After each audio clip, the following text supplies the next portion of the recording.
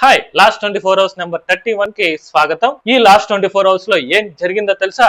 తెలీదు, గుర్తులేదు, మర్చిపోయా. అయితే ఈ వీడియోని మీరు ఖచ్చితంగా చూడాల్సిందే. మీరు జీబ్రా సినిమా చూసారా? అదే సత్యదేవ్ యాక్ట్ చేసిన సినిమా. అందులో హీరోయిన్ కి ఏదో ప్రాబ్లం వచ్చిందని హీరో బ్యాంక్ లో ఉన్న లూప్ హోల్స్ ను వాడి హీరోయిన్ ప్రాబ్లం తీరుస్తాడు. అయితే దాని వల్ల హీరో ఇంకో ప్రాబ్లం లో చిక్కుకుంటాడు. దీంతో ఆ ప్రాబ్లం నుంచి బయట రావడానికి తన పనిచేస్తున్న బ్యాంక్ లో ఆర్బీఐకి పంపించాల్సిన డబ్బుని బయటికి తీసి సత్యరాజ్ సహాయంతో షేర్ మార్కెట్ లో ఇన్వెస్ట్ చేస్తాడు. దీంతో అది సినిమా కాబట్టి వాళ్ళకి అక్కడ లాభాలు వస్తాయి. ఆ లాభంతో వాళ్ళ ప్రాబ్లం అన్నింటినీ సాల్వ్ చేసుకొని తిరిగి ఆ డబ్బును తీసుకెళ్లి బ్యాంక్ లో పెట్టేస్తాడు. ఇది సినిమా. అయితే రియల్ లైఫ్ లో కూడా ఇలా జరిగింది. ఇంతకు ఏం జరిగిందంటే రాజస్థాన్ లోని కోటాలో ఐసిఐసిఐ బ్యాంక్ లో రిలేషన్షిప్ మేనేజర్ గా పనిచేసే సాక్షి గుప్తా 2020-2023 మధ్యన ఉన్న 41 కస్టమర్లకి చెందిన ఫిక్స్డ్ డిపాజిట్ అకౌంట్ నుంచి 4.58 కోట్లు బయటికి తీసి ఆ డబ్బును తీసుకెళ్లి షేర్ మార్కెట్ లో ఇన్వెస్ట్ చేసింది. అయితే ఆ ట్రాన్సాక్షన్స్ ను ఈజీగా చేయడానికి కస్టమర్స్ యొక్క మొబైల్ నంబర్స్ ను మార్చి తన ఫ్యామిలీకి చెందిన మొబైల్ నంబర్స్ ని యాడ్ చేసింది. సో దీంతో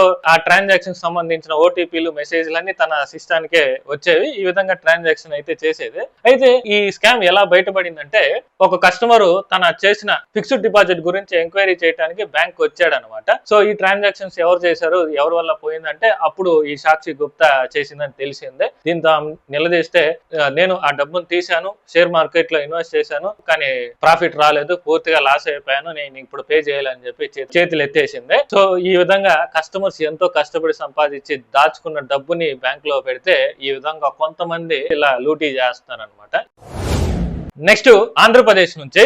ఆంధ్రప్రదేశ్ లో కూటమి ప్రభుత్వం ఇప్పుడు వర్కింగ్ అవర్స్ ని పెంచింది. అంటే అది గవర్నమెంట్ ఎంప్లాయ్ అయినా ప్రైవేట్ ఎంప్లాయ్ అయినా సరే ప్రతి ఎంప్లాయీ ఇప్పుడు 10 అవర్స్ పనిచేయాల్సిందే. గతంలో ఇది 9 అవర్స్ ఉండేది, ఇప్పుడు 1 అవర్ పెంచారు. ఇలా పెంచడానికి కారణం ఏంటంటే ఇప్పుడు అమరావతిని డెవలప్ చేస్తున్నారు కదా, కొత్త కొత్త ఇన్వెస్టర్స్ అందరూ ఇక్కడ ఇన్వెస్ట్ చేయడానికి వస్తున్నారు. సో వాళ్ళని అట్రాక్ట్ చేయడానికే ఈ వర్కింగ్ అవర్స్ ని పెంచారనమాట. కానీ దీన్ని ఎంప్లాయీస్ వ్యతిరేకిస్తున్నారు. ఇలా వర్కింగ్ అవర్స్ ని పెంచుతున్నారు సరే, దానికి తగ్గట్టు శాలరీ ఇస్తున్నారా? లేదు కదా. ఇలా గుడ్డులాగా పని చేయించుకొని శాలరీ మాత్రం తక్కువ ఇస్తారు. మరి మీకేమనిపిస్తుంది? ఈ 10 అవర్స్ వర్కింగ్ అవర్స్ ని సపోర్ట్ చేస్తారా? కామెంట్ చేయండి.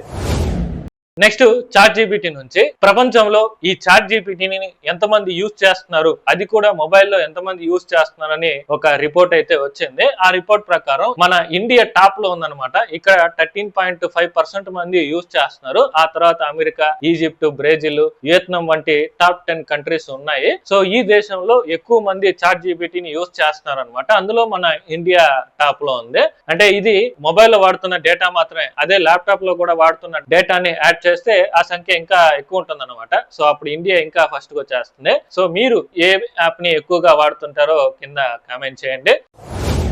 నెక్స్ట్ యూట్యూబ్ నుంచి. యూట్యూబ్ ఇప్పుడు కొంతమంది యూట్యూబ్ అకౌంట్స్ ని బ్లాక్ చేస్తుంది. ఎవరెవరికంటే యూట్యూబ్ లో వీడియోస్ చూస్తున్నప్పుడు మధ్యలో యాడ్స్ వస్తుంటాయి కదా. సో ఆ యాడ్స్ ని కొంతమంది users third party add blockers ని యూజ్ చేసి యూట్యూబ్ లో వచ్చే యాడ్స్ ని బ్లాక్ చేస్తున్నారు. అండ్ సో ఇది యూట్యూబ్ దృష్టికి వెళ్ళింది. సో ఇలా వచ్చిన తర్వాత వాళ్ళ అకౌంట్ ని పూర్తిగా బ్లాక్ చేస్తుంది. ఇన్ కేస్ మళ్ళీ వాళ్ళు యాక్టివేట్ చేయాలంటే వాళ్ళు ఖచ్చితంగా అలౌ యూట్యూబ్ యాడ్స్ అని నొక్కాల్సిందే. లేదు మీకు యాడ్స్ వద్దనుకుంటే ప్రీమియం తీసుకోవాల్సిందే.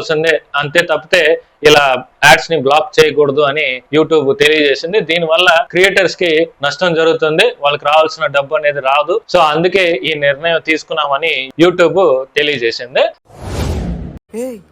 ఏంటమ్మా ఇప్పుడు ఏం చేస్తావు? నా మొగుడు చంపి నేను ఆ లవర్తో లేచిపోతాను. నీ మొగుడు నీకు నచ్చకపోతే కోర్టుకు వెళ్ళి విడాకులు తీసుకొని నీకు నచ్చినోడితో వెళ్ళిపోయే ఆప్షన్ ఒకటి ఉంది, తెలుసా నీకు? సో ఈ విషయం తెలియకుండా చాలా మంది మొగుల్ని అనవసరంగా చంపేస్తున్నారు అనమాట. ఇది ఎక్కువగా ట్రెండ్ అయిపోయింది ఈ మధ్య. చాలా మంది పెళ్లికి ముందు ఎవరినో ఒకరిని ప్రేమించుంటారు, ఆ విషయం పేరెంట్స్ కి చెప్తారు, అది వాళ్ళు ఒప్పుకోరు. ఆ పేరెంట్స్ చూసిన సంబంధాన్ని పెళ్లి చేసుకుంటారు, తర్వాత ఆ ముగ్గురిని చంపేసి లవర్ తో లేచిపోతున్నారు. నార్త్ సైడ్ ఇది ఎక్కువగా ఉందన్నమాట. అంటే మన సౌత్ సైడ్ లేదని నేను చెప్పను, కానీ ఉంది, కానీ అంతగా లేదు. నార్త్ సైడ్ జరిగేంతగా లేదు ఇది. సో రీసెంట్ గా మేఘాలయలో కూడా ఇలాంటి ఇన్సిడెంటే జరిగిందనమాట. మధ్యప్రదేశ్ లోని ఇండోర్ కి చెందిన రాజా రఘు రఘువంశీ అనే వ్యక్తికి మే 10న సోనంతో పెళ్లి అయింది. అయితే ఆ సోనంకి ఈ పెళ్లికి ముందే రాజు కుషానా అనే వ్యక్తితో లవ్ లో ఉండేది. వాన్నే పెళ్లి చేసుకోవాలనుకుంది, కానీ ఆ విషయం పేరెంట్స్ కి చెప్తే వాళ్ళు ఒప్పుకోలేదన్నమాట ఈ పెళ్లికి. సో దీంతో ఆ పేరెంట్స్ చూసిన సంబంధాన్ని రఘువంశీని పెళ్లి చేసుకుందన్నమాట ఈ సోనము. అయితే ఈ లవ్ అఫైర్లన్నీ పాపం ఈ రఘువంశీకి తెలియదు. తెలుసుంటే ముందే తప్పించుకున్నవాడేమో, కానీ తెలియకపోవడంతో అన్యాయంగా బలి అయిపోయాడు. కానీ ఆ తర్వాత పేరెంట్స్ వీళ్ళిద్దరికి హనీమూన్ ప్లాన్ చేసి ఎక్కడికైనా వెళ్ళండి అని చెప్పి ప్లాన్ చేశారు. సో దీంతో రాజా రఘువంశీ ఏమో శ్రీలంకకి వెళ్దాం అనుకున్నాడు, కానీ సోనం మాత్రం మేఘాలయకి వెళ్దామని చెప్పింది. మేఘాలయకి వెళ్దామని చెప్పడానికి కారణం ఏంటంటే ఆల్రెడీ ఈ రఘువంశీని చంపడానికి ఒక 4 వ్యక్తులకి అప్పటికే సుపారీ ఇచ్చేసింది. పాపం ఇది కూడా ఆయనకి తెలియదు. సో గుడ్డిగా ఈమె గొర్రెలు అమ్మినట్టు నమ్మి మేఘాలయకి వచ్చాడు. సో ఫైనల్లీ ఒక రోజు ఎవరైతే ఈ సోనం సుపారీ ఇచ్చిన వ్యక్తులు వచ్చి ఆ రఘువంశీని చంపేసి లోయలో పడేసి వీళ్ళందరూ పారిపోయారు. ఆ తర్వాత ఈమె కూడా పారిపోయింది. అయితే ఎన్ని రోజులకైనా ఈ కొడుకు కోడలు ఇంటికి రాకపోయేసరికి అసలు ఏం జరిగింది వాళ్ళకని టెన్షన్ లో పోలీస్ స్టేషన్ కి వెళ్ళి కంప్లైంట్ చేశారు. ఆ తర్వాత పోలీసులు ఎంక్వైరీ చేస్తే మేఘాలయలో ఈ రఘువంశీ డెడ్ బాడీ దొరికింది. సో అప్పుడు ఆ డెడ్ బాడీని పూర్తిగా పరిశీలిస్తే మొత్తం కత్తిపోట్లు ఉన్నాయి. సో ఆ తర్వాత ఏం జరిగింది, ఇంతకి ఆవిడెక్కడ అని వెతికితే ఆవిడేమో గాజీపూర్ లో దొరికిందనమాట. సో ఆ తర్వాత ఆవిడ ఇంట్రాగేషన్ చేస్తే అప్పుడు ఈ విషయాలన్నీ బయటపడ్డాయి. సో ఇలా ఒక వ్యక్తిని ప్రేమించాను, పేరెంట్స్ కి ఇష్టం లేక బలవంతంగా పెళ్లి చేశారు, సో ఇష్టం లేక వాడితో లేచిపోదాం అని చెప్పి నిన్ని తప్పించాలని వీన్ని చంపేశాం అనేసి ఈజీగా చెప్పేసింది. సో ఈ విధంగా ఉన్నారు. లీగల్ గా డైవర్స్ ఇచ్చి పెళ్లి చేసుకొని ఆ తర్వాత హ్యాపీగా ఉండాల్సింది పోయి మొగుల్ని చంపేసి కావాలని జైలు పాలవుతున్నారు అనమాట. సో ఇక్కడ లీగల్ పెళ్లి చేసుకుంటే పెళ్లి అవుతుంది, హ్యాపీగా ఉంటారు. అదే చంపేస్తే నేరస్తులు అవుతారు. ఇంత చిన్న లాజిక్ ఎలా మిస్ అవుతున్నారని, ఇంత చిన్న లాజిక్ ఎలా మిస్ అయ్యారు మీరు? నెక్స్ట్ విజయ్ మల్యా గురించి. గతంలో అయినా 9,000 కోట్లు అప్పు చేసి ఎగ్గొట్టి లండన్ కి పారిపోయిన విషయం మీకు అందరికీ తెలిసిందే. సో ఆ తర్వాత మనకి సిబిఐ గానీ ఈడీ గానీ ఎన్ని కేసులు బుక్ చేసి అతన్ని తిరిగి తీసుకురావాలనుకున్నా ఇండియాకి తీసుకురాలేకపోయారు. ఆఖరికి లండన్ లో కేసులు ఫైల్ చేసినా కూడా అక్కడ మన పప్పులేం ఉడకలేదన్నమాట. సో అక్కడ ఆయన ఇన్ఫ్లుయెన్స్ వాడి తప్పించుకున్నాడు ఈజీగా. అయితే ఎప్పుడు ఒక్క మీడియా ఛానల్ కూడా ఇంటర్వ్యూ ఇవ్వని విజయ్ మల్యా ఒక యూట్యూబ్ ఛానల్ కి ఇంటర్వ్యూ ఇచ్చాడు. రాజ్ షామని అనే యూట్యూబ్ ఛానల్ కి ఇంటర్వ్యూ ఇచ్చాడు అనమాట.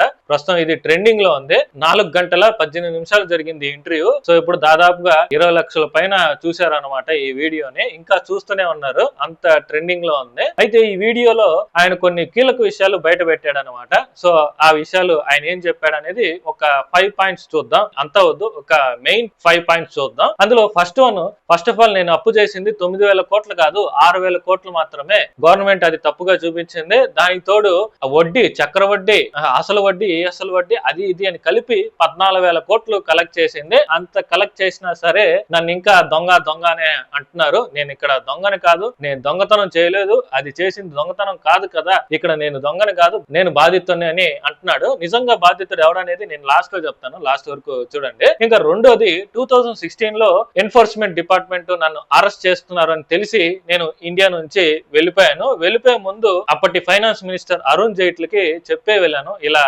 బ్యాంక్ వాళ్ళతో మాట్లాడండి, ఏదో విధంగా నేను సెటిల్ చేస్తాను, నేను ఇప్పుడు వేరే కంట్రీకి వెళ్తున్నాను, వచ్చే లోపు మాట్లాడండి, నేను సెటిల్ చేస్తాను అనేసి చెప్పేసి వెళ్ళాను. కానీ ఆ లోపే నేను వెళ్ళిన తర్వాత ఇండియాలో ఉన్న అన్ని మీడియా ఛానల్స్ లో విజయ్ మల్యా 9,000 కోట్లు అప్పు చేసి ఎగ్గొట్టి పారిపోయాడు అనేసి న్యూస్ ఛానల్స్ లో అసత్య ప్రచారాలు చేశారు అని అన్నారు. ఇంకా మూడవది అదేంటంటే నేను ఇండియన్ సిటిజన్ కాదు, నేను లండన్ పర్మనెంట్ రెసిడెన్స్ ని. సో ఏదో 180 days పర్మిషన్స్ కింద నేను ఇండియాకి వచ్చాను, బిజినెస్ పని నుండి ఇక్కడికి వచ్చాను, పనులన్నీ పూర్తి చేసుకొని వెళ్ళిపోవాలనుకున్న టైంలో ఈ అలిగేషన్స్ అంతా నా మీద వచ్చాయి, సో అందుకే నేను ఇండియా నుంచి వెళ్ళిపోయానని చెప్పారనమాట. ఇంకా నాలుగవది కింగ్ ఫిషర్స్ ఎంప్లాయీస్ గురించి అడిగితే నేను ఆ విషయంలో తప్పు చేశాను. అప్పట్లో ఫారిన్ కంట్రీస్ లో కింగ్ ఫిషర్ ఎయిర్లైన్స్ ఫ్లై అయ్యేవి, దాని తోడు క్యాష్ కూడా వచ్చేది, అందుకని నేను కరెక్ట్ గా ఎంప్లాయీస్ కి శాలరీస్ పే చేశాను. కానీ ఇండియాలో ఇక్కడ కింగ్ ఫిషర్ ఎయిర్లైన్స్ బ్యాన్ చేశారు, అది కూడా దానికి సంబంధించిన 240 కోట్లు కర్ణాటక హైకోర్టు సీజ్ చేసింది. అది ఇవ్వండి, నేను ఎంప్లాయీస్ కి శాలరీస్ ఇవ్వాలన్నా కూడా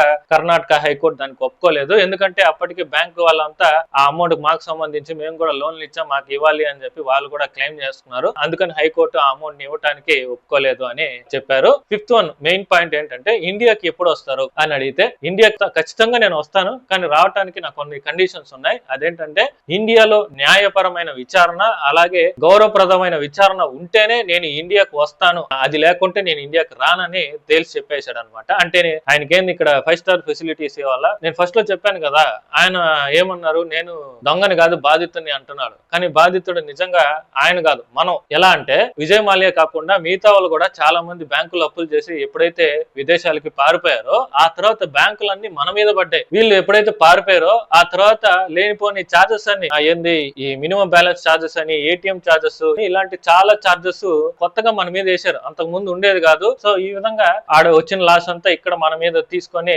లాక్కున్నారు, దోపిడీ చేశారు అనమాట. కానీ దీన్ని ఎవరు ప్రశ్నించరు అనుకోండి, అది వేరే విషయం. సో అది వీడియో. లాస్ట్ 24 అవర్స్ లో జరిగిన ట్రెండింగ్ టాపిక్స్ అయితే ఇవి. హోప్ మీకు వీడియో నచ్చిందని అనుకుంటున్నాను. నచ్చితే ఒక లైక్ చేయండి. అలాగే ఇలాంటి లాస్ట్ 24 అవర్స్ వీడియోస్ కానీ, వీక్లీ పెట్టే సినిమా అఫైర్స్ వీడియోస్ కానీ మీ దాకా రావాలంటే మీరు చేయాల్సింది ఒకటే, ఈ ఛానల్ ని సబ్స్క్రైబ్ చేసుకోండి, లైక్ చేయండి, కామెంట్ చేయండి. మరిన్ని ఇన్ఫర్మేటివ్ వీడియోస్ తో మళ్ళీ కలుద్దాం.